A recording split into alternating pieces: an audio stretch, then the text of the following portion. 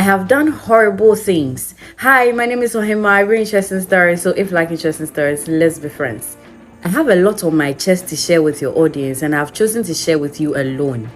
I am Vic, and Kofi. I have done horrible things.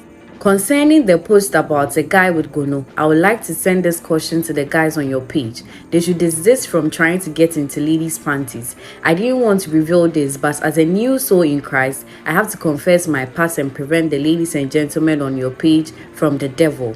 I was 9 years old when I was brought to Accra to live with my auntie.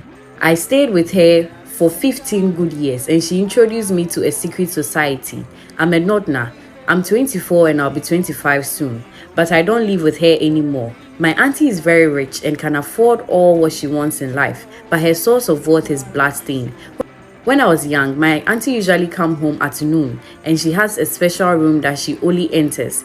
Well, I was young and ignorant, so I didn't pay attention to her moves until I was in SHS. Then I started suspecting her. Why does she come home at noon? What does she do in that room? Why does she bring different kinds of men each day? I even thought she was a hookup. I was anxious and something happened one day. She picked me up from Infantiman Girls SHS after the vacation. We came home and she had to pick up groceries from the supermarket. That's when I had the opportunity to enter her secret room and I went blind immediately.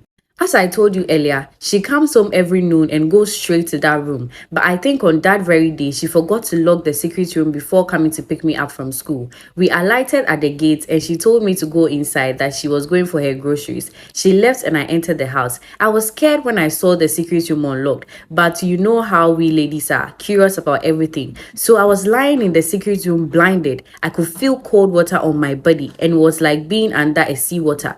I couldn't do anything. I was just lying on the floor.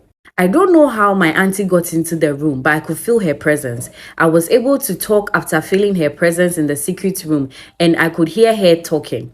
I warned you not to enter this room, but you didn't obey my instructions. And before I release you from your blindness, unless you accept to work with me, I was able to talk to her, so I asked her, Auntie, I'm doing all the house chores and everything in this house. So what work do you want me to do again? I was still blind and lying on the floor. She said I'll tell that later and have to accept her offer before I can have my sight again. I agreed because I was going through a lot. Being blind for a few hours was